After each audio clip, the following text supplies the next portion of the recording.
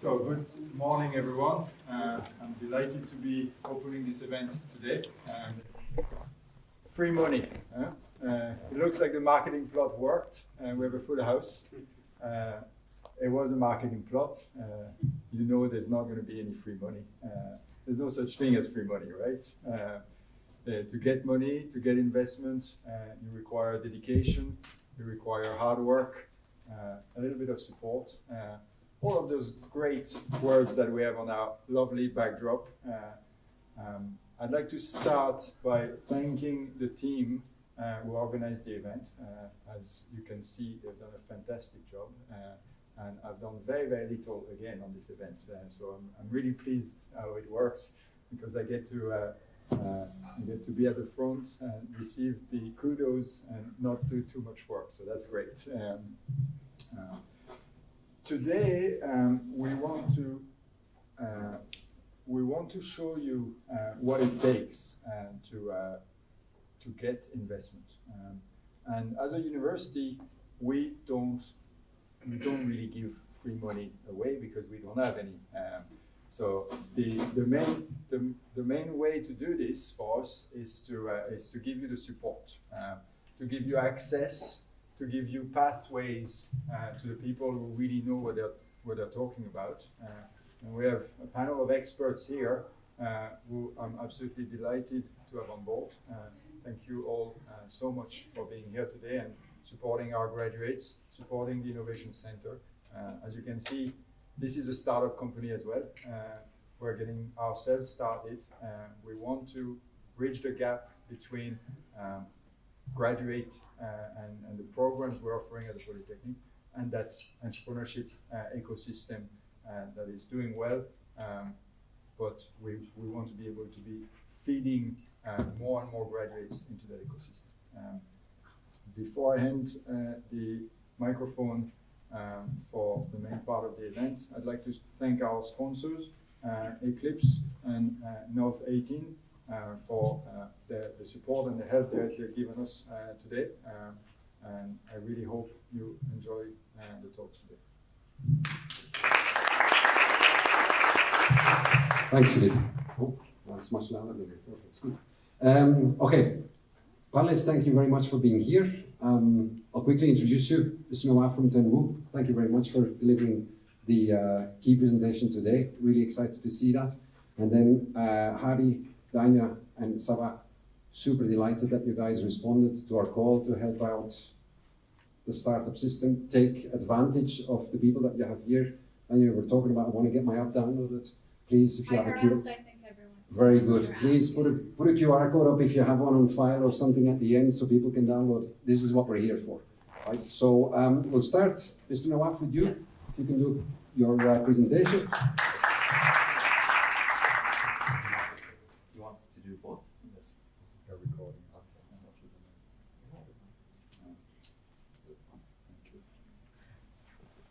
Marhaba, how are you? Nice to be here in Polytechnic, Bahrain. My name is Nawaf Alkoheji and I'm the CEO of Tenmou. Just a quick background about, about Tenmou. Tenmou is the first of the region business angels investment company. So what we do is we invest in startups in the Kingdom of Bahrain. And we started in 2011, where we take equity in startups and we invest in them and we mentor them and we help them grow. Since 2011, we have invested in more than 30 startups and successfully we have exited with three deals and made more than 6x on average on our deals, which is a great success story considering Bahrain as a small market, but alhamdulillah, we managed to do that. The key success is for the startups to grow, and Bahrain is only a launchpad for them. And I'm pretty sure you guys have the same idea and mindset. In 2011, 16 investors came together and put in the Million BD to create Tenmou. And alhamdulillah, part of that, we have managed to also create something called the Collective Hub, which is the largest co-working space in the Kingdom of Bahrain with 3 locations, where we have a community of startups, investors, and creatives under the same roof. Cool. So we'll talk about how startups get funded, or what are the routes of investment, and we could open the floor to any questions and queries, and I'm pretty sure the panelists would answer a lot of them because they're the end user of what we're doing. So the investment strategy of Tenmou is basically we invest in seed, pre-seed startups in Bahrain, where we take equity in these startups, and our average ticket size is around $50,000, and the equity goes between 2% to 10%. We also invest only in tech businesses. We used to do normal SMEs, but we saw that the potential of tech businesses is greater for our portfolio. And alhamdulillah, we managed to see the progress and the returns. We get our deal flow from direct applications, through our website, referrals from other VCs or investment angels, partnerships and scouting. We get a lot of deals from events, people knocking on our doors, from the collective hub. So it's a pretty fun way to get deals.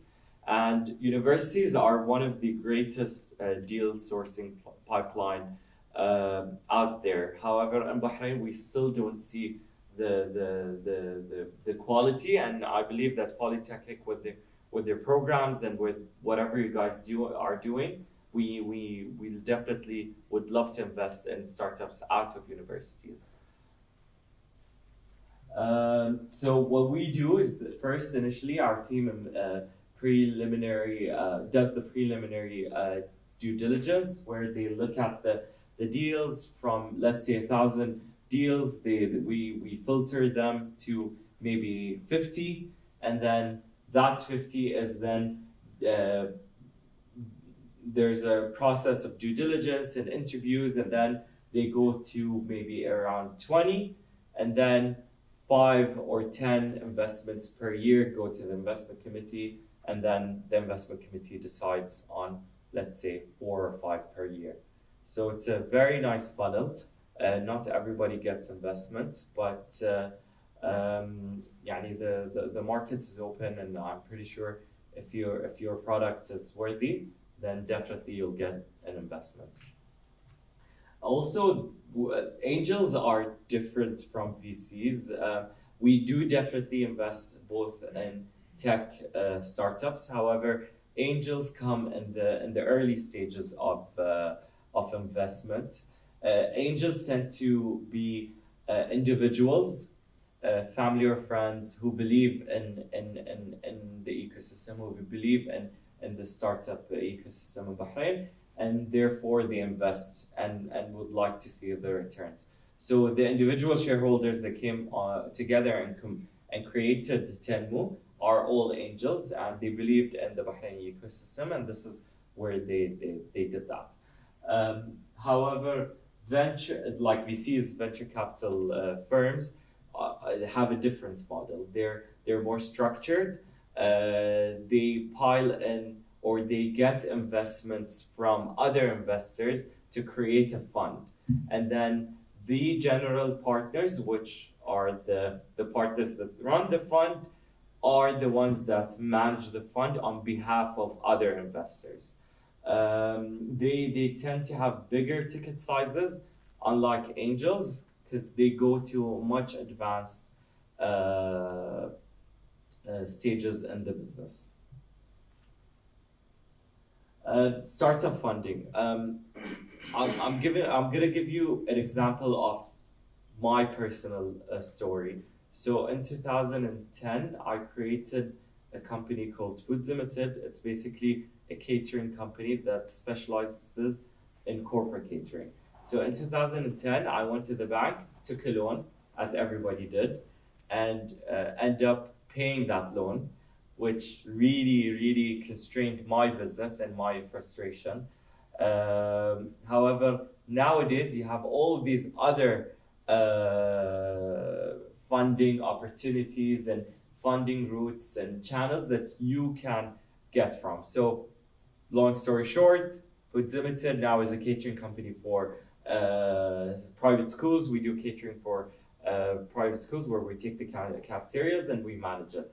But imagine 13 years ago, if I had an angel investor that believed in me and helped me grow and became a partner with me, then the business model would definitely change, or maybe our growth will be better.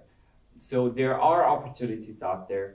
Angel investment is really a good way for startups to grow, because you have that hand-holding experience with other angels and experienced individuals.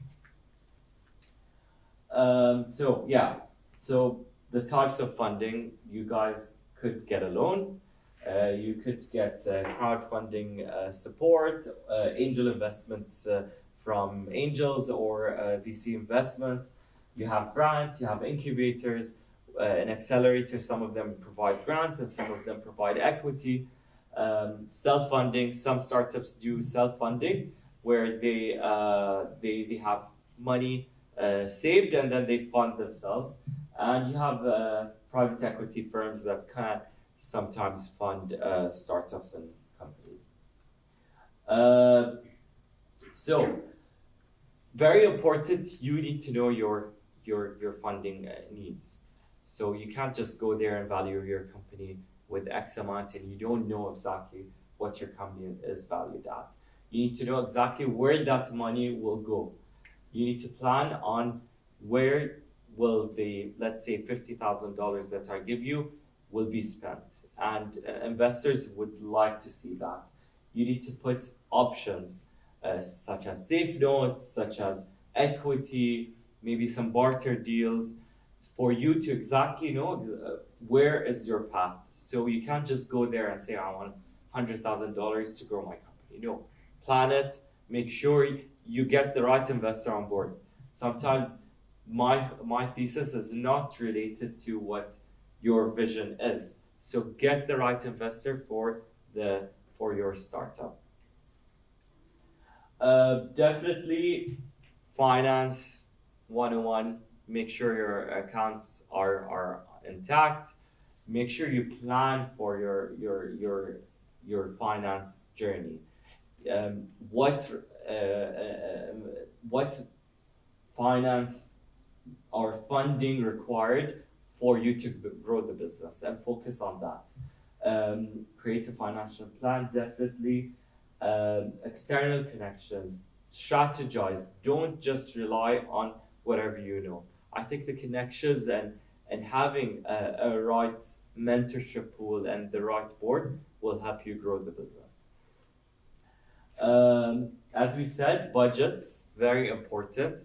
We tend to not stick with budgets when we're small. However, plan the right budget, get an advice and somebody that looks at your budget, and make sure that you're strict with that.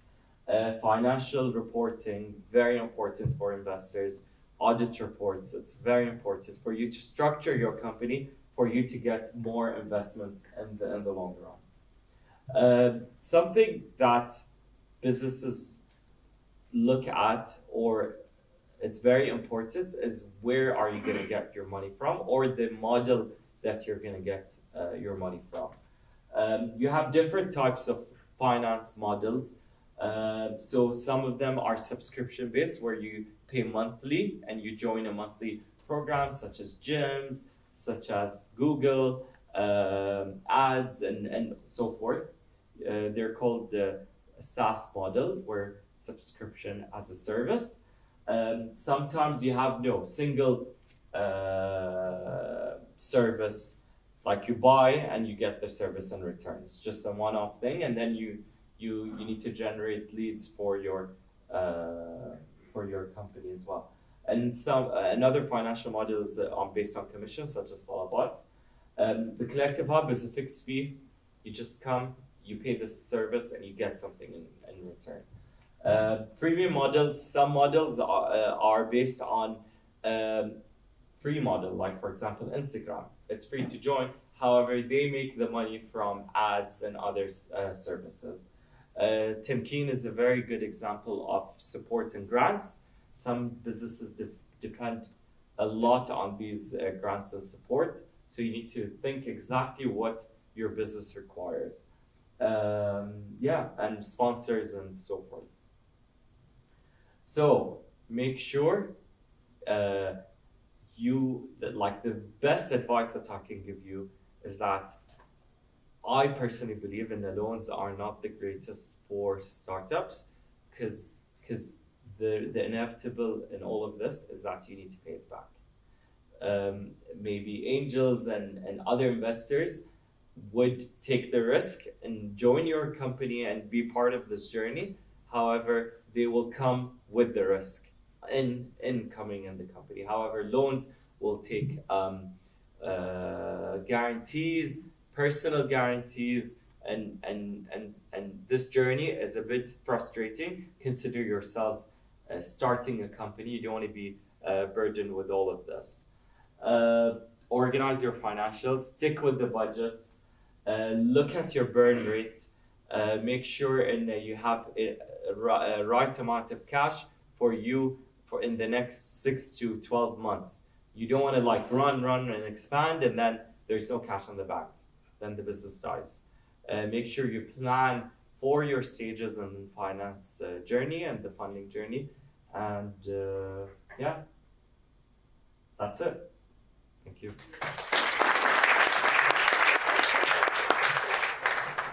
My first question, I'm going to fire up to Ms. Dania and then Mr. Hadi. What are some of the early obstacles that you faced when you were searching for securing funding for your startup, and how did you overcome those? So perhaps, Ms. Dania, we can start with you. Sure. Early obstacles and how did you go about it? Awesome. You guys can hear me, right? Yeah. Okay, I'm Mike, so that you can hear me better. In terms of obstacles and how we went about things differently. My co-founders and I already built and scaled another startup, which is Daleel Gateway. It was the first open banking platform in the region. So we understood what it takes to really fundraise, and we knew how the whole process would be tiring and honestly overwhelming. It takes up a lot of your time. That is the reality. Sorry, Nawaf, it is the truth. In terms of as founders, we want to focus on building the product, but investors, obviously to them, they are trying to make a return out of your startup, right? And they want to see potential in what you're building. So that takes a lot of time for you to focus and dedicate into fundraising. So when we started, we wanted to focus actually on solving the problem. We bootstrapped our startup, and that basically means we put our own savings to it because we really believed that this would work. We wanted to build the startup, prove that the problem is there and it's significant and people want to use our product. I mean, we have one of our brand ambassadors, Hussein, who can tell you about how this helped him as well. And we have a lot of people within our community that use the product and really believe in it as well, as much as we do. Once we were able to validate the need for our product, then we went to investors. Because hey, we've already validated the product. Can you please join us now to accelerate this growth? So we actually, although we've been operational for 2 years and we launched our product 10 months ago, we actually just started raising our first round, purely because we wanted to focus on solving the problem first and then going to investors. In terms of the obstacles that you mentioned, probably some of the ones that we've been facing recently is, I think there has been a shift in the market landscape when it comes to investment. So probably a couple of years back, things that investors looked at would be traction. So if you have users and you have a need for your product, that would have been a good enough reason for them to kind of be interested. Now the conversations we're seeing is changing. So there is a lot more emphasis on, can you generate revenue as a startup? Thankfully, we have already covered that before fundraising, but I think what is important to note for all of you guys that are building startups, it's no longer just traction. You need to prove that there's revenue that you guys are generating through this, even at an early stage as pre-seed and seed. That was before not the case, but that is the case right now. So if you want to overcome that, I think you need to focus on that while you're building, because we meet a lot of people also that want to get into this journey. They have these amazing ideas, but when you ask them about the business model, they're not quite sure on how they will be generating revenue, which is a red flag for investors. Okay, just a quick follow-up on the idea of the difference between traction and revenue generation, because maybe the understanding is, well, when I have traction, I show I have customers, therefore there's money coming in, therefore I have revenue generated. So how would you distinguish those two? It depends also on your business model. So for us, our business model is we've built a platform, just an overview for people that don't know us. Daleel is a platform that helps people make better financial decisions, help them find the right financial products. But on the other hand, we work with banks and financial institutions to give them back those insights so that they can target customers more effectively. So we have two sides to our platform. We have a B2C side and a B2B side. For our specific case, our revenue is coming at this stage from the B2B side. So just because I have users on my application does not necessarily mean that there's revenue, but how we're kind of now securing commercial contracts to make sure that we're showing that we're revenue generating. Yeah. Sounds great.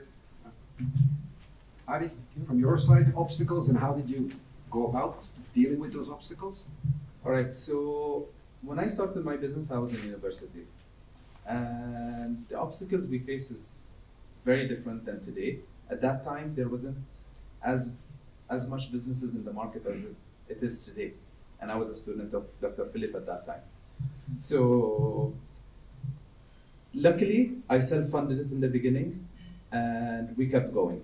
And I did what Nawaf doesn't like doing, as he said, loans. And I kept circulating the loans with every growth factor I did. Why did I take loans? It's because my business was profitable. We knew how to grow it, and it's a heavy investment. I'm in the restaurants field, so it has a different way of it. So loans actually were very good for us. Now, it's very different when you have revenues coming in, when you're in a startup. A startup that does not have revenues coming in, loan is definitely a no. How are you going to pay it off? And how do we look at it? I was always learning one way. My worst case scenario, how much will I get? And because of data, we always could have done that. If we go open in this area, in this area, in this area, how many people are there? Can we test? Can we try? Can we open to this market before we actually take the loan? We did the testings. So taking a loan was not risky. Everybody would say there are minor risks, but there isn't. So that's where we started doing with loans. Only 9 years after growing the business organically, we got into funding. Nobody wanted to fund a risky business unless you have people who understood what they do. And now it's a very different scale. Now I'm 14 years into the business. People chase us for funding rather than we chase them for funding because we have a product. And when you have a good product, they will come to you. So at which stage you're at, it's different. And this is one of the key factors of what type of business you're at, where to go. Luckily, you have incubators today. We didn't back in the day. You have Tenmou supports. They will help you, but to a certain extent. A lot of businesses become weaker because they got money that they didn't understand how to handle it. So whenever I see an entrepreneur come in saying, I need money, if he over asks, we mostly know that entrepreneur will fail. The reason is he'll have extra money. How many of you have extra cash in their pockets and don't overspend? So the less money you have in hand, the more innovative you're going to be, and the business will get stronger from the core. So be careful from asking for too much money or having too much money. It's better to have less, but not, and that's where budgeting comes in. Don't ask for too low and break halfway through. Don't ask for too much and start overspending. And that's where my experience comes in with it. Today, we've just raised 6 months ago another fund. And the reason we did is because people come to us and we're uniquely selling cloud kitchens. the way we do it is very specific, and we have key partnerships that when the investors see it, they know that it will work. So security helps. Saba, anything to add to it, or Nawaf, anything quick that you want to jump on, or shall we move on to the next question? Yeah, I'll add please. something to it. So I think, so I had started my startup in 2018. I raised 2 funds, one with an accelerator and one with an angel investor. And I don't look at myself as a successful fundraiser, by the way. And I had to pivot a lot of times to rectify that. So I think one of the main obstacles, and this is an internal obstacle, is mindset, I think. Because when you go in for meetings and you keep asking, and you keep getting rejections, you have to be very, very, a persevering individual, a very resistant individual to be able to take no's. And so I think internally, and this was a major learning experience for me, the mindset of, first of all, being able to go in and ask somebody for money, because that's not easy as well, and some people don't like doing that at all. So if you cannot, the mindset, if you cannot overcome it, then you need to find a good co-founder who has already overcome it, or who doesn't really care about it and can go in and ask for what they deserve. So I definitely think that those 2 are the main things to overcome any obstacles that you might face. Mindset, a great co-founder, and the third one would be a great mentor just for fundraising. I've had great mentors for my product. I've had great mentors for the impact side of my business. But in retrospectively, I wish that I had like a co-founder that was all about fundraising and all about telling me what are the different ways that I can leverage my traction to go ahead and then raise more money and more investment. So these are 3 things that I think that you can overcome any obstacle that you face. Sorry if I can just add Please, to that please. as well. I think Saba touched on an important point, which is the importance of co-founders, and Nawaf did as well.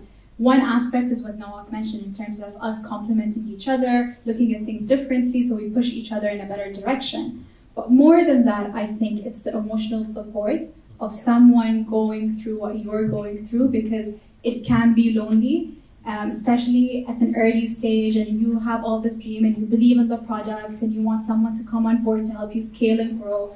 That can be very lonely. But if you have other co-founders that are going through the same thing, I think that really helps. And I've had so many conversations with sole founders. And honestly, I just don't know how they go through it, because just having 1 or 2 other co-founders with you that are able to push you in the right direction really changed a lot for me. How do we go through it? We just cry a lot. Sharing the dream and sharing the pain. Yeah. Right. Very good. Now, on the back of that, I'd like to move on to my next question, and maybe we can start with Mr. Nawaf and then cycle back to Ms. Dania. So, you talked about finding that strategic partner, you talked about finding that investor. How do you leverage that relationship? Because it's one thing to go and say, well, I'm going to get money from them, but it's another thing to say, well, what is that relationship and how do I do that? Because many times you get the no, right? But then is that a door that closes, or is there a way that you would say, no, you need to still keep in touch with them because maybe you can leverage that relationship? Any advice or any thoughts on that? Obviously, you need to know exactly what your plan is and whether that investor shares the same investment thesis. So you can't go to somebody that invests in food and your product is in fashion.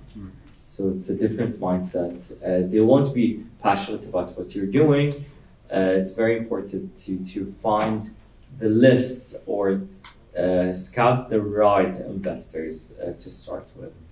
Angel groups, events, just go start with, I need an advice and build from there. Because a lot of people in Bahrain would love to give you their time for mentorship and advice. And what we do in the Collective Hub, we have a lot of office hours where our chairman provides support and dedication in that. So start with, I need help, and then go from there. Right. Any thoughts on that? On the leveraging of that relationship? Yeah. Building relationships is not necessarily very easy as well. So I think what Nawaf said is start in an area where it's a safe space for you to ask for advice. See if that's the right partner for you, rather than just go immediately, hey, I need your money and that's it. right? The conversation shifts when you start just with that. And I think one, do a lot of research. There's a bunch of information online. On Crunchbase, all of the investors are there, their investments, how they helped other companies. A lot of the information is there. So do your own desktop research. But more than that is, what really helped us is we ask other founders. Okay. Because getting an investment sometimes I think is worse than marrying someone. In the sense that you're stuck with them, you know, and to where they can take you and whatnot. So I feel like finding the right strategic investor is very, very important. Don't just take cash. That will not help you. Pick an investor that can help you grow, that can open doors for you, that understands your vision and has the same values, because you all need to be aligned towards the same goal. If there's misalignment between investors and startups, that can turn into a big problem, and we've seen other startups kind of fall into that trap. So we ask other founders, how was your experience with that investor? And if we get a good recommendation, we take it from there. We ask for intros. So for example, we met Unipal, Hadi Dawani founder. He said a lot of great things about Nawaf. So I will be getting in touch with you, Nawaf, because we have heard very good recommendations. And that's how you go about it, because these investors have been in touch with these these founders have been in touch with these investors. They've been through that. So they would be able to give you more insight into how that relationship would go. Think of it, yes, we need money, but it's a two-way relationship. It's not me just taking your money and that's it. Because you're on my cap table for a really, really long time. So you need to make sure that that is the right strategic investors that can help you with the next round, but also open doors for what you have in terms of your product roadmap or your growth plan as well. Right. Let me linger on that a little bit, and takes me to one of the questions that I had later on. Maybe Saba or Hadi, maybe we can start with you. What is the relationship of a startup with an investor, be it an angel or be it a VC? But let's maybe for the pre-stage look at the angel part. What is the relationship? What does the investor bring to the table other than just a bag of money? And how does that? What is your experience in that? Good, bad, the ugly, the great? Yeah, so as I mentioned, my first investor was an accelerator. So obviously an accelerator brings a lot to the table, right? They bring education for you as a startup. They bring opportunities for you to present your startup in front of different founders. So there's a lot more things. They bring connections for you, and I think that's one of the main things, that they bring connections. They bring perks for you. So when you're part of an accelerator, for example, you get a lot of different perks from other platforms like HubSpot or AWS credits, all of these things that you can leverage for your startup, where you can save money and cut costs as well. So a lot of these things. When it came to my angel investor, it was again opening doors to other people, because they believe in your idea, so they advocate for it in front of their networks and things like that. Also a great thing that angels can bring is advice. So when because most angels have had businesses as well, have been entrepreneurs as well, most. And so you really kind of take, from their experience, you can take from their experience and learn from what they have gone through. And obviously different industries have different, things and challenges, but you can still, there's like mindset things, and there is, things that are based on value that you can still take from them. So I definitely think the relationship needs to be maintained with your existing investors and with investors that you want to be on your cap table. And I'm terrible at keeping relationships, by the way, but I find that if I systemize it, it's much easier for me. So whether you have a reminder on your phone every month where you get in touch with all the people and it could be just like, hey, I saw something about you the other day, congratulations on that award or something. It's just to make sure that you're not, again, as you said, always going and asking for money. It's also about taking a personal interest in what they're doing and what they're supporting as well, and maintaining that kind of relationship. And if you systemize it somehow, there are platforms out there where you can also do it. So if an investor says no to you and you really think they are in line with who you want to be on your cap table, no doesn't always mean no. Sometimes it just means later or not right now. So, don't think of it as a door that's being shut. You can continue to send them updates on your startup, on what you've been doing, on the traction that you're receiving, on the number of customers. And eventually that person can then come on board, because sometimes you might want an investor who doesn't invest in the stage that your startup is at. So again, maintaining relationships. I mean, Bahrain is a small place, so chances are if you were attending all the startup networking events, you'll keep saying the same people over and over again. So just also be visible and know that you're still active in your company, you're still doing stuff. So just that also helps. And again, as I said, systemize the networking and systemize the relationships. It really helps. How do you, Nurin, maybe some experiences of what did the investor bring to the table other than money? Okay, my way is very different. The key relationships I built with my investors or partners is to build a very strong deal. Okay. Now, I don't need money, so what do? I let them invest in a special deal. And that's how we grew very fast. So, for instance, if you are a supplier, or you're a supplier, you can deal with those people to have a certain deal. They can be invested in you with a special deal because you're the best supplier. Now, what happens there? They're going to give you preferential rates. Those preferential rates goes into your bottom line. And this is one way of growing very fast. If you can make high revenues and you can save a few percentages on it, you're ahead of all your competitors. And this is what we did in all our 3 exits we've done. So our exits were to the people we were dealing with. Why they bought us? Because we were so good at what we did. And they needed us to either be bought out by them so they can shift their revenues to them. That's one way of doing it. Second way is, what's better for them? Keep working with them or buy them. And there are certain ways of how to do it, and it's very strategic on when to move these steps. But those are the ways we actually grow. And after we had all our exits, we went back and we did the same thing all over again. What we've built in 12 years, we've built it even bigger in less than 2 years. Why? Because we've known those relationships. We have contacts in the circle. We never left our industry. We stayed within it, and now we're growing again. So just for instance, one of the key partnerships we've built this year is in Saudi. So because of our partnership, and there is no funding for it, we're going to open over 100 stores. Why? We have access to their facilities, and we get preferential rates. Those preferential rates is much better than money, because money will run out.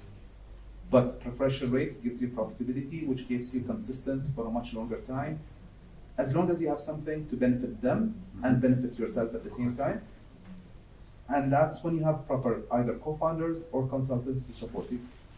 Because finance can really give you that scalability, because mini numbers gives you everything. It's 50 fills can make us lose over 8,000 media a month in changes. So you see those little numbers, you need proper finances sometimes. Okay, very good. So you're talking more and make them part of your system so that everybody is pushing into the same direction. On the other side, I hear there is mentorship, there is support, there is directions, there is networking, there is these kind of things that come out. Structure yourself to be within a company. That's it. Let's say I'm structured to be in a university to do something. Right. If you have to depend on me, you'll keep paying me. Interesting. Yeah. Can you fill me out? Unless you do something better than me. So you'll either buy me, to say, okay, let's get rid of Hadi, and I want to do it myself, or you're just going to build something better. So it depends how you run the business and what strategies you build.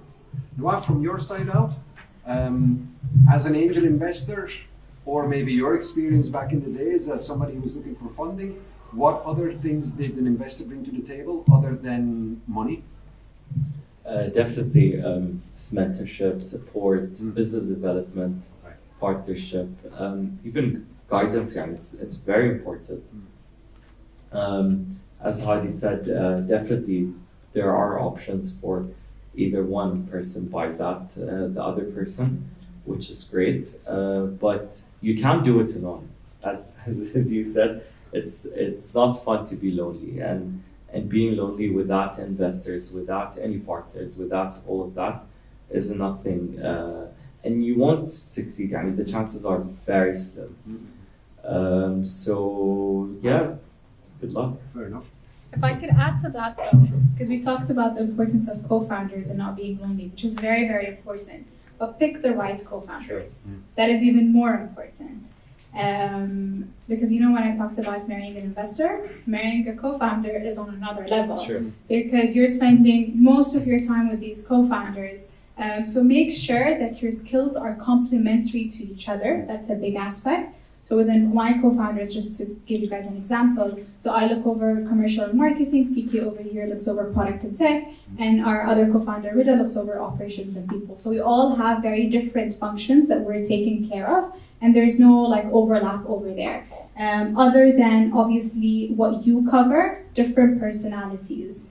So when I started out, I was a bit risk-averse. PK over here is not. He's a big risk taker, and that helped me grow in my journey as an entrepreneur, because you need that balance from someone who's extremely risky, someone who's maybe not as risky. So think about yourself as well, how you can grow in your entrepreneurial journey. I think that is very important. Just a little bit more on that then. You're talking about clearly team dynamics are very important, right?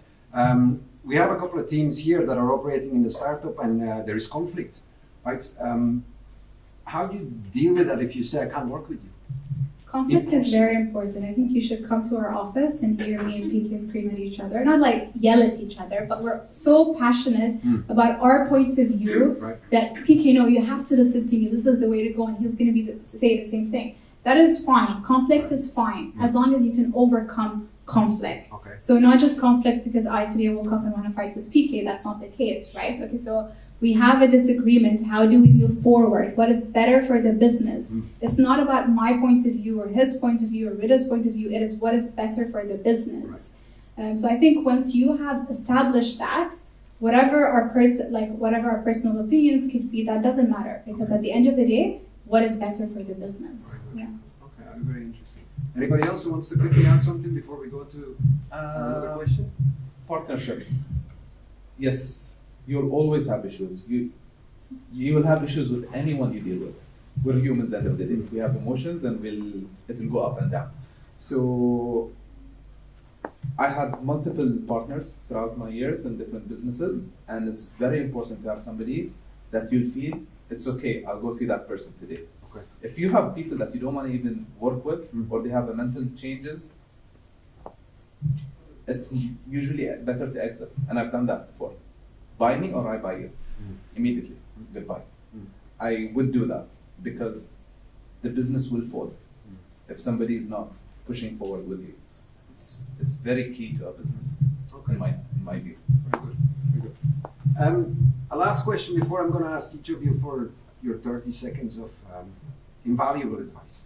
But if you think back of the time when you were at the very, very beginning, just like what these guys are typically into at the moment, how did you go about putting the ask together?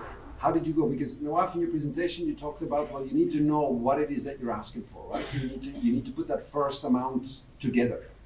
How did you go about that? Or how did you go about that? Was that successful? Did that work? Did that not work? If you can share something on that, I don't know, whoever we can start with. Maybe we'll start with Nawaf and then we can move down the row. So tech startups in the region, they have a different value than the ones in the rest of the world. Okay. To start with, as we said, we need to know exactly how much we're valued at. I think if we start with a value of, let's say, 100,000 BD, and you give out 20% of the company, so that gives you the indication of the value that you will have. However, I think the majority of the company should rely on the founder's equity, because that will give them the push and determination to succeed. If the founders have little shares in the company, so they won't be passionate to grow the company. We've seen the numbers in Bahrain didn't change much, but I'm pretty sure in Saudi the valuations went up and down. So startups tend to be valued in the beginning at $250,000 to $400,000, and then up to $2.5 million. And they give out 20% at the beginning, and then less and less till they grow. And you have stages. You have pre-seed, first idea, and then pre-seed, seed, Series A, till you exit. Okay. All right. Okay. Dania, for you, how did you go about at a very early stage putting it together? You've already touched on it a little bit, but Yeah, in our case, so it would be great for me to go to an investor and be like, I need $50 million, right? Amazing. Money in our bank account, but that's not how you go about it. What Nawaf said in terms of putting budget, look at what the business needs, not how much you need. okay. So you need to be clear with what's the goal that you want to reach with this round, right? And once you have the goal ready, it's very easy for you to put a budget down in terms of what you need to cover these goals or what you want to achieve, and just ask for that. Don't ask for more, like Hadi said, because you can get into a very tricky situation over there, and don't ask for less. Ask for what your business needs to cover your goals and your objectives for the next phase. Probably if you kind of read around what's happening in the landscape, that timeline shifts in terms of businesses trying to cover themselves. Right now with what's happening, what's recommended is 12 to 18 months depending on the business, but cover yourself for this next phase that you're getting into. I think that would be a good place to start. And I think Nawaf touched upon founders having enough equity, which I definitely second, and I agree with that. But also we interact a lot with the founders, right? And there are founders that are in it for the wrong reasons, I would say, in terms of maybe not the wrong reasons, but not the reasons I resonate with. I'm here to solve a problem. I'm not here to become a millionaire, for example. And some founders want that. So in terms of trying to squeeze the investors and no, I'm not going to give up equity, like I don't care, I'm going to go for other investors. In our case, it's a bit different. I care more about, okay, even if I give a bit more equity to the investors, as long as the business can keep going and I can grow and scale the business and we solve the problem that we're passionate about solving, that is okay. So I think you need to align your personal goals as well into why did you start this? Are you in it for the money, or are you because passionate about the idea that you're trying to solve? Okay, thank you very much. Saba? I think it's really important to understand your business inside and out, right? And this is what Nawaf also touched upon in his presentation, and that you really need to know exactly how much you will need to go through that next phase. Because the next phase could be 6 months for some companies if you're doing an MVP. The next phase could be a lot longer for other companies. So in my example, I had a game development company. And even though it was considered a tech startup, in retrospect, when I look at it, it had a very different business model than a SaaS startup or a fintech startup. And so what we needed was heavy resources when it comes to team and things like that. It's like making a movie, right? A video game is making a movie. You spend like about a year and a half making the whole thing, and then you spend about 6 months marketing the thing, and then you start making revenue. So we needed a lot longer in terms of runway, and we needed more, and I think we asked for much less, and that's what didn't work for us. So we didn't have quite a complete understanding of what our business model needed, which is why we weren't able to raise as much. And when they reached out to me from the Polytechnic, I was like, hey, I can talk about fundraising and what not to do because I've done it all. So yeah, so I think it's really, really important to understand exactly what your business needs and then take it from there. Hadi? So something they've touched all of them upon is the length of the funding you need it for. Because what I figured out late, but it's good I figured it out, it takes time to get the funds. It's not like, oh, I need my funds, next week you're getting it. No, it might take 6 months, it might take a year. Okay. Because you need to do your paperwork, you'll have to go back and forth, you'll have to get some rejections, you'll have to get a lot of things. So typically they tell you go for 18 months. Why? You took the 18 months, you have 12 months to work on what you took the funding for. But by that time, you have to go for another fund, which will waste your time. So is it you who are doing it, or do you have co-founders to do it? For instance, I don't go fundraise. I go to meetings when my fundraisers do it, but I don't do it. It's not my personality to do that. So I have people to do it for me. So depends. But if I'm running the business and I have to chase the investors, I will break my business. So you have to understand who's running what, and that bandwidth is very important to know. Luckily, I can run my business And if I need to have the funds, I have other people to do it for me, so it's not a distraction. But if you have to do both, good luck. Yeah. If you're in a situation where somebody has committed funds to you, verbally or even on paper, but it's not yet coming through because it might take a little bit of time, what would be your advice? Do you wait until the money comes in and then you move? Or do you say we'll move and we'll then make it work, and then when the funds come in, we'll start paying back whoever we need to pay back or whatever it needs to be? I did all of that. And it's possible to do it. You can always bootstrap everything and, okay, delay this, delay that, delay this payment. You can go into that mess. But that's when I was in the beginning. Maybe you could do that as a startup. It will teach you a lot and personality to do that. Right. Today, I don't take a single action unless I see the money in my account. Because you don't have to anymore, right? But we're talking about people here Exactly. who are sitting and saying, I don't have the cash that you have in your account. Exactly. So today, that's what I do. Yeah. Why? Because the projects we do are much larger. Sure. So if I deal in above $1 million of debt while I'm running, yes, I'll be behind bars. Of course. But if you're doing a thing that's 1,000, 2,000, 3,000, 4,000, worst case scenario, get a job and pay it off. Any job will pay you that. So count the risks that you're getting yourself into. Right. If it's worth it, what's the worst case scenario? Right. For instance, if you're taking a loan and you're paying off 500 BD a month, it's not easy, but it's possible if you have value to give, is to get the job and pay it off. Right. You might be choked for a year, 2 years, 3 years, but you can pay it off. It's not that big. Sure. But if you're gonna go into a debt of 2,000 dinars a month, and there is no job that will give you that amount, Makes no sense. yes, these are the things that I will be worried to do. Anybody else some thoughts on that? What I was gonna add is, obviously, like, don't make, for us, it's a bit different maybe than you, Hadi, in terms of the ball needs to keep rolling, right? So you need to keep on building and building and building, because if we stop, we're not able to kind of reach the targets that we've set. That's right.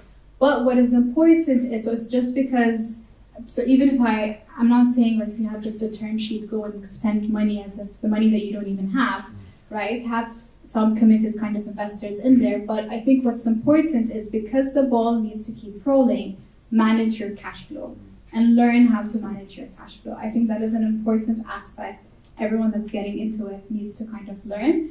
If you have certain payments, can you delay some payments until the money comes? How do you go about it?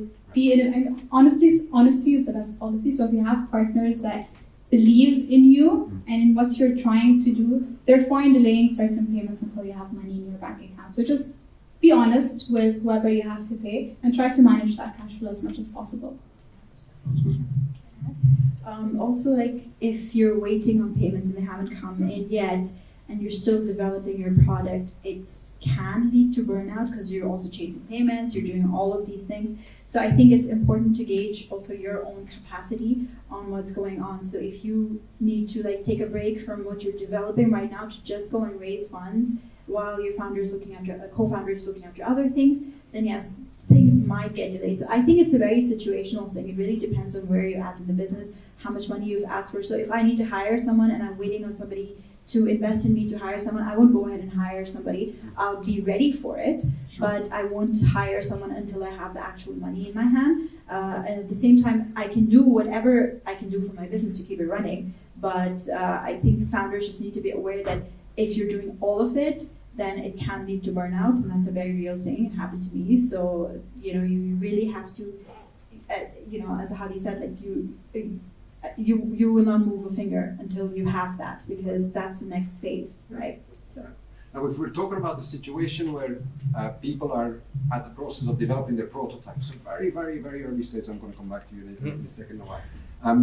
Very, very early stage. Like, there's nobody who's going to put money into this because they don't even have a prototype. So how do you fund a prototype? How does that work? So basically, we don't invest in idea stage companies. They have to have a minimal viable product, which is an MVP. But there are grants out there. I think Timkeen has one for prototypes and all of that. Okay. Family and friends, bootstrap, make it happen. Enter an accelerator program.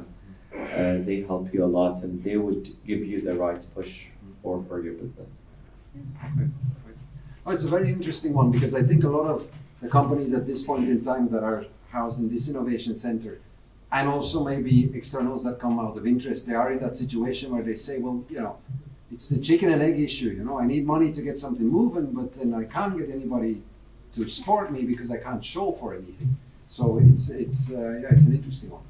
I think it's still important though. You need to still validate your idea before you go asking for money, because it might seem like a really good idea on paper, Right. but when you actually implement it, people are like, they don't need it. There's no demand for it. Right. So I think that's why when Nawaf is mentioning that we don't support idea stages, but there are investors and grants and accelerators out there who will support that, and Tamkeen will support that. So if you need, and you don't need a lot of money to create an MVP, to be honest. Like a lot of MVPs of the biggest companies in the world, like Airbnb, for example, it was just a website where people would put information in, and then these two guys in the back, would just make some calls and do some arrangements. Right. So it wasn't exactly a working app. They just needed to validate the idea first. I think the same story with Kareem, for example. This is how they were doing it. The app wasn't even ready. They were validating the idea first. Is there a need for the app? Are people going to use it? How is it going to work?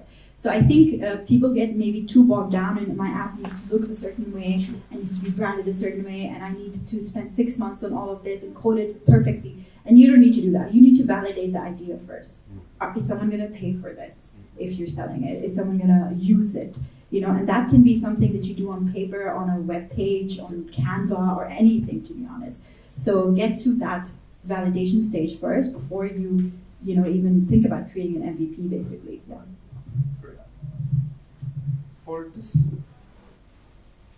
For this, I would say you need to build a team, and each of the team should invest its time to build something. Sometimes you don't need the money for it. If you're building an app, why don't you have a CTO from the beginning? Then you have value from the start, because I see a lot of startups breaking in the middle, finding a CTO very late. So you might need to spend your time, not money, and then you have an idea. Not even an idea, you're already there. I've seen so many people build the business completely with nothing. You can do it in university, you can do it on your part-time. You can have a job and do it on the part-time. So it's not something that will choke you completely, and that's one of the ways to actually build something from scratch. Hustle through, learn it, and then if you need extra money for specific talents, yes. But then you'll have a very strong founding team that you build something from scratch. But I think what I'm hearing from all of you is that in the beginning you say that you need to have some skin in the game of your own, because otherwise it's nobody is going to touch you, nobody is going to support you and whatsoever. Showing that dedication around, I've bootstrapped, I've put my own stuff into it, I'm driving this myself, and then you can start having that good conversation perhaps. It changes the game completely for you, to a point that when people know that we exited multiple businesses, we've expanded in multiple countries, when they look at all of this, they come tell you, do you need money? Yes. They ask you. Right. It comes in a certain way, because you're good at what you do, right? Sure. They know that you understand the whole cycle, you'll get invested much easier. Now, sadly, you're on the beginning stage where you have to go through the cycle. Right. There are multiple ways to get that. Did you join a startup and work with them where you become a joker in the company? And that's what's good about being in startups. You're not going to do just your job. You're going to do everything. And that will give you the key experiences. Second, did you be part of a company that exited? If yes, you also have that experience. You can have it for free and get paid for it, actually. So you can go through this process, you can learn it on somebody else, and then you can go and start. And by the way, most people who go work for big companies and leave and start a business, they fail. Because of that. They don't understand the cycle. I'll do my job. No, you're going to do everything. And that's why skin in the game is very important. Like, I've been the accountant, I've been the marketer, I've been everything. I don't do it anymore. I'm purely running innovation and running the partnerships of the companies I run. Basically, 90% of my time is there. If I do help others, because I know what they go through, it makes it easier for me to manage a company. But then you end up doing what you have to do when you're big enough to do so, and you're big enough to hire the people under you. So, I think Hadi touched on such an important point. This is my unpopular opinion that I always give out. I don't actually believe in entrepreneurship right after university. I actually feel that people should go and work for other startups first, because for two reasons. Number one, they will learn all the skills that they need then to start their own thing and run with it. And number two, they will either realize it's not for them, and then they can go work in a big company and do their 9 to 5 and there's no right or wrong, right? They're both really great options and really good choices. And some people like that, where they clock out at 5 and that's it. They don't worry about it anymore. And some people work 18-hour days, like entrepreneurs, but they like their freedom and they want that. So it's really important to instead of, let's say I have a great idea, I don't have to run with it. If I'm not capable of running with it, it might be a great idea that somebody else can actually execute better than me. So I definitely think you should go and learn on somebody else's time and somebody else's money. I have a point on that. See, I like the point that you have to get the experience and do it. Because I did it differently, I believe other people could do it. I had a full-time job. I was running my business, and I was taking 6 to 7 classes a semester that time. So my schedules were 7 a.m. till 10 p.m. every day for 7 years. Okay? I didn't take a holiday, I didn't take any of that. But what experiences did I build here? I go to class, especially the marketing classes, Dr. Philip. I was drawing up what I'm going to do in my business. I was drawing up what I'm doing at my work. Actually, I was linking everything together, so it kept me going very fast. Everything I'm learning was implemented immediately. So we understood how to be agile, and I understood what I used to take from my work back to the business, from my business to the class. I actually got benefited from university because I had a business. So I was going to class because, marketing, okay, what can I do? Accounting, I hate accounting, by the way. So, so I was like running everything and asking, and I was annoying most of the professors with more questions because I had something implemented in. What happens with students, 4 years later, they go work. What did you learn in the first 2 years? You forgot. So, but when you directly implement what you're studying, it will stay with you. And I still remember things in university because I implemented them and they succeeded. Or I forgot them because I didn't implement them again. But I do believe people can do it, but depends. Are you dedicated to do that? Or you just want to have another 8 hours of fun every day? So. Sorry, Hadi, if I can add to that. A very controversial thing, and I apologize in advance. Go for it. But don't depend on what you're learning in university. You need to go beyond that. What you're learning from your courses and your degree, the reality is, unfortunately, that is not enough today. Like if I have a conversation with my mom, and when she was looking for jobs back then, you graduated from this university, okay, great, we'll hire you. Now that is hardly the case, right? It's about your attitude, your willingness to learn, and what are the practical skills that you have. So just don't depend on just finishing up your course and your degree and just expect things to lay on your, get opportunities just like that, right? You need to go beyond that, explore your interests, whatever you're curious about, whether you want to learn from other startups, whether you want to learn from other banks, or whatever that you're interested in. Do that while you're at university so that you have a better kind of shot when you're out of university in terms of figuring out what is the best path for you. Oh, we're singing off the same sheet. Don't worry. There's nobody offended in here. I was really scared of offending you. No, absolutely not. We're singing off the same sheet, so that's great. Just to round off the panel, I will start maybe with Nawaf. Nawaf, if you had to give the elevator pitch or the 30 seconds of advice to somebody who is thinking about starting a startup or who is at the very, very early stage of getting started, because that's the audience we're talking about here. 30 seconds of advice, what would you say? Cool. Get a mentor before you start anything. Secondly, know what the market needs. At the end of the day, you're driven by the market and not by your whatever you think in your mind. Brilliant. That's nice, 30 seconds. I like Can I that. take more than 30 seconds? I'll say my thing in 30 seconds and then explain it. Yeah, all right. Okay, so my advice would be that the biggest risk is not taking any risk. Okay. And the reason why I want to touch upon this more is, and I'm going to talk to the girls in the room today, and I'm sorry, I'm another woman talking about gender diversity. Oh, we're so sick of hearing it, but I think it is important. I was recently working a lot on this project about gender diversity within my field, within the fintech field. A number I'd like to throw out is only 12% of fintech founders and co-founders are women.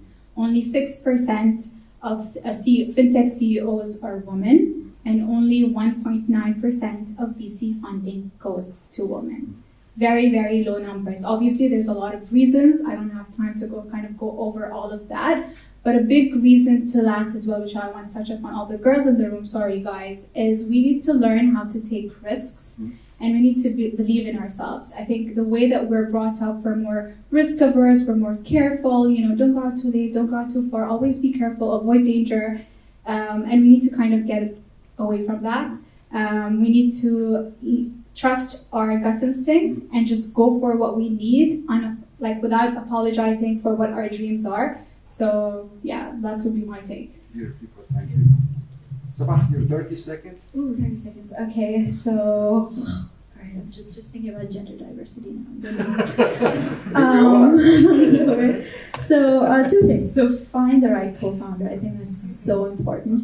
And when I say the right co-founder, you don't want somebody who always agrees with you on everything. You want conflict. You want somebody who questions you and challenges you, makes your ideas better. And also solve a problem. If you cannot find a problem to solve, what is a problem you're having that you could solve for yourself? Because chances are other people might be having the same problem. Right. Sounds good, thank you. Hadi, 30 seconds. Very close to Nawaf. Be careful who you take advice from. Yes, you do need mentors, but you also need to know who you're taking advice from. Don't take advice from somebody who's sitting in a job, exactly the same job for 20 years, and he'll come tell you how to run a business. You'll definitely fail. They might help you in a key position that they're in. You have a family member who's an accountant. Okay, tell me how to do accounts. Don't tell me how to run a business. They will not know it. And I've seen so many people do that. The second around the same subject is learn which level they're at and which level you have to take from it. When I was lucky to be around a lot of people who are way older than me to take advices from. But yet again, their advices were not always in the same level. If somebody has been in business for 20 years and you just started, they forgot how you run. It's a very different level, it's a very different generation. So try to find people who are 2 years ahead of you, 3 years ahead of you. They remember what you've been going through. They might advise you much better on the short term. You need the older people for the long-term thinking. So these two things will support you a lot and not confuse you. Okay.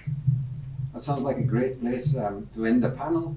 I now want to open the floor to questions from the audience. So is there anybody, I don't know if we need a mic, but is there anybody who has any questions for the panel?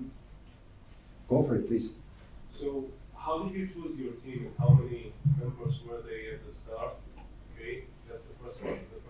And what first departments of your business were the most important, except for the finance department, because for obvious reasons. Yeah. Okay, so how to put a team together? How did you go about that? And then which departments do you focus on first? Anybody? Please. Thank you.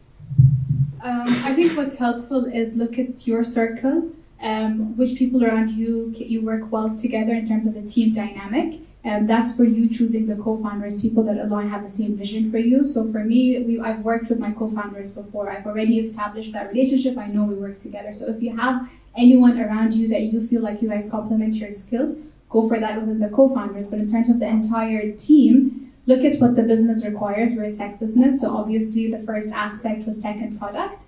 Everything else then fell into picture afterwards. And we didn't start really marketing, we were in stealth mode until we were live with the product. So depending on your business, what you need to get that minimum viable product out, focus on those areas and just get people within that.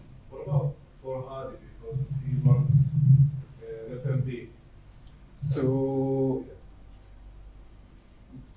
In F&B, it's simple. You need a chef to run the business, to run the kitchen, Yeah. and then you need to see which stages you're at, you run it. So how I used to run the business is because I was in the field, I used to know how it ran. I used to take a lot of advices. So instead of me hiring people, I'll just call up my contacts. So you can have a lot of friends. So your friends can all work for you for free with a phone call. So, hello, what should I do here? What should I do here? How many times you ask people for advice and they refuse to support you? Everybody likes advice because it's one of the best things you can give people. So you can open your contacts, call people up, get things done. The people you need to hire are the people who do the work. That's it. Anyone who does not do the work are people you don't need to have in your organization because they'll deplete you. By all Okay, means. the second question is, what were any unforeseen expenses when you started your business? Relatively, I was lucky. I went through it very well. I didn't have a lot of unforeseen, but we got a hit immediately after we opened our business. 3 months after we opened our business, which was in University of Bahrain, the university closed for 6 months. So I went bankrupt immediately. Brilliant. So that was unforeseen. Yeah. 6 months later, Temkin came with a scheme to support the people, the companies that did get screwed from key things. So I went bankrupt, something came in, I got lucky. But these things do come up. You just need to know your numbers end of the day and are you safe from the beginning. And one of the key things that depletes your business, and yet again, it's the key thing that grows your business, is people. Wrong people will kill your business, right people will grow your business. So you really have to act fast with the right people. Anybody else out of your experience, is there any areas that you think startups overestimate or underestimate in terms of cost? That they think, oh, it's not going to cost that much, it'll be fine. And I then, think based on our experience, it's not necessarily, oh, we didn't expect that expense, Sure. but we've had to reallocate some of things of our budget. So, I mean, if you look at our financial Excel sheet, you'd see we put some number for marketing. Just letting you know, I haven't been able to use that budget yet because the tech require, oh, we want to add this product, because obviously we're working with the banks and financial institutions. So their requirements in terms of them building that journey might be different. So we've had to like reallocate things around without necessarily adding something new altogether. As a follow-up question for what you said, approximately, Bahrain, how much is it, would it cost to get you out there for people here in Bahrain? Of course, you're gonna have different business, different, let's say, categories of people, and you would also look out for different customers. That's a fact. But how was your process in there? How much did you put from your budget, let's say, put in percent for marketing and advertising? Zero has gone into marketing and Really? advertisement, yes. Not because we didn't want to, Yeah. but because the need was more within tech and product. So what we did is, instead of using money in marketing, we host a lot of events, panels, and workshops to build that community. And so our team hours went into it. So you could see that as a cost, but not necessarily money into marketing. Trust me, I want to start marketing. But at this point, tech and product is what we've spent the majority of our money at. And for every business, it is different as well. Yeah, it's different. So my question for Nawaf, for the investments that didn't go so well, what were the similar key points and why businesses go bad? Investments. So in our model, 80% of our businesses fail and only 20% succeed and cover our whole profits. So the key thing or the key denominator between all of them is, I think most of them were single founders because you need that competition. They didn't know the market well. They did something that they thought they knew about, but didn't even look at what the market needs. So they were not experienced in what they were believing in. or no, the market says do this, and the market needs this, and they did the opposite. So the product market fit is very important. You need to build something that the market needs. Sorry, Nawaf, if I can just add to that. I think that is a challenge, though, for anyone starting out in terms of researching the market here is not probably as easy as the West, right? In terms of availability of market data is much more difficult for us over here, but that is not an excuse. So even if you can't find that information, go out to find the information on whether that is your product is needed by the market or not. Do interviews, sit down with people, understand. And I think a trap we see our other kind of founders get into is remember you are not the customer. So you might not be the target audience necessarily for all your business ideas, right? So make sure that you leave your biases aside and focus on the customer and the market, and if you're fulfilling that, yeah. I just want to add one thing, maybe a bit on the gender diversity topic. I think the struggle with female founders is that they don't want to collaborate a lot. It's not about risk, it's about the collaboration and the teamwork behind it. We struggled a lot with the female founders with this sense and not being cooperative with us. I'm not talking about everything, I'm just talking about our portfolio and what we've noticed. So my advice to female founders especially, and not only them, but to everybody, is collaboration. Collaborate with your team, collaborate with your investors, collaborate and open doors. And as you said, let us take risk and make mistakes. It's not the end of the world. This is very important. I have a question. What is your marketing strategies that you will use in terms of advertising? Towards investors. Yes. Yeah. So how does the startup go about marketing the company towards investors? Pitch nights are very fun and easy way to get investors. Tenmou and Startup Bahrain hosts them monthly. It's called Bahrain Pitch or something. It was Sunday we had one. This is one. Events. Being in events, like for example, similar events as here, you get a lot of ways to market your company. Through referrals is very important. Like if another VC or another angel investor refers another startup to me, I feel confident in that there is something out there. Because other investors and other VCs will not refer you if you're bad. Simple. Yeah.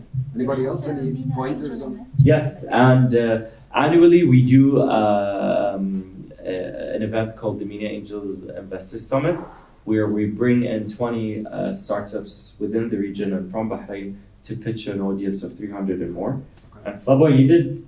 I did last time. Yeah, last year. Yeah, so it's on the 14th of November, and I'm pretty sure we got 550 registered attendance, and it's way above our capacity, but I'm pretty sure we want more. So join, go to the Tenmou website and would love to see you there.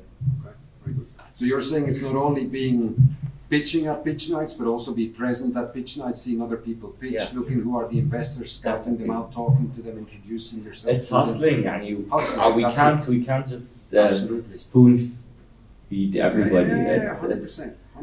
I had one startup that came to me 2 months ago. She wanted to bring a product from Egypt to Bahrain, and the way she convinced the founder or the partner is that she sat 8 hours waiting in the same space to see whether and what they need and what they want, and then she went there and passionately convinced them. So it's just hustling and doing whatever it takes. Very good. Anybody else? Please. So in terms of, like you said, build a business plan and look in the business plan in the first idea. So what is your key points to the best business plan in nowadays? It's basically, I don't know what you guys learn in the university nowadays. Now we look at more business campus models, the model itself of the business, and an 80-page business plan is nothing.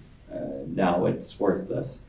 So your pitch needs to be validated. There is a pitch template called the pitch from Guy Kawasaki. So 10 slides literally tells you about the company, and it's very focused and very precise, and this is what we're looking at.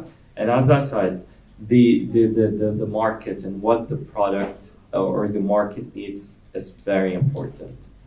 Why did Eat app grow and give us 20x? Is that there was a need in the market, and the solution to that need, and the solution to the problem that they had.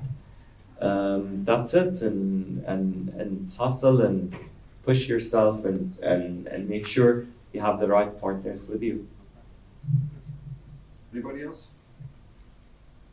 Yeah, we'll start with you then. About the investors and co-founders relationship.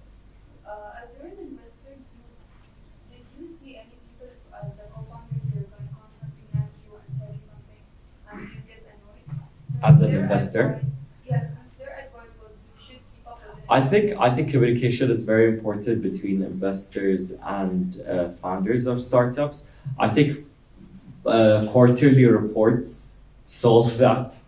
If a startup is very systematic in sending reports to investors, then that burden is taken, and the ease of communication. So I need numbers from a specific startup. If I get a quarterly report, then my numbers are there automatically without getting or nagging or going to the startup. The open door policy, obviously.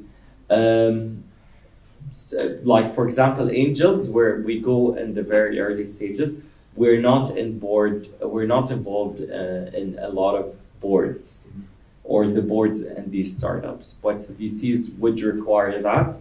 So it's not. So VCs would sit in your board and would dictate your strategy and your performance. However, with us, it's just providing you the support and guidance, and in return, we would like to know and more about your company, and the communication is very important. Would you give the same advice then around the startups that are targeting a certain investor but haven't really formalized the relation yet, but keep them quarterly informed about what you do? Yes. The newsletters are very fun and nice. They're a nice way of keeping the audience and your target audience and your customers and your investors about what you're doing. Yeah, definitely. And 4 times a year is good. I think you don't want to like spam everybody. NPS scores are very important for businesses sometimes, whether they recommend the business to anybody or they don't recommend. And I think measuring that is a very good way. It's just a simple question. Do you recommend my business to your friend or partner? Yeah. Then you can determine that from your customers as well. I would just say that just make sure that there is an actual update. So if you're doing these these newsletters, what's new in your business? Make sure that there's movement, there's traction, things are growing, rather than just you're on the same level with every newsletter that you're sending out. Yeah, make it worthwhile reading, right? Mm-hmm. Absolutely. Perhaps a final question? I got like 2 questions. That's fine. Yeah, thank you. So, for those who have their startups, so Nawaf, did you reach your growth plan for the first annual year, and what was the biggest contributing factors for it? No. Short answer, no. No, and there's so many contributing factors. I mean, again, my business model, again, to be honest, when I started, I didn't completely understand where my studio was going, and that was my biggest mistake. Do you have experience before starting? I didn't have startup experience, but I was working in a startup-y like company for a while, but I was never involved in like fundraising or doing the actual financial planning. So I think that for me was the learning curve that I learned through my startup. And I quickly learned like what were the mistakes that I was doing, and the biggest one was not exactly knowing what I need for the next 12 months. That for me was it. So the answer is no. My first year was a failure, but yet after that, we actually achieved our goals. For the entirety of the 12 years we've been after it in business, we've never grew less than 50% year on year. So we always hit those numbers, but we always ask for much more. So internally as a team, we always failed. Externally, we always succeeded. Why would you What say were you the failed? factors that helped you reach those goals? Well, maybe first, how come you failed in the first year? What was missing? What was the...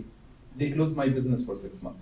Okay, right. The story itself. Fair enough. So it was an unforeseen circumstance. Yes. Okay. Then back to your The question. factors that actually help you achieve the goals, like to grow each year.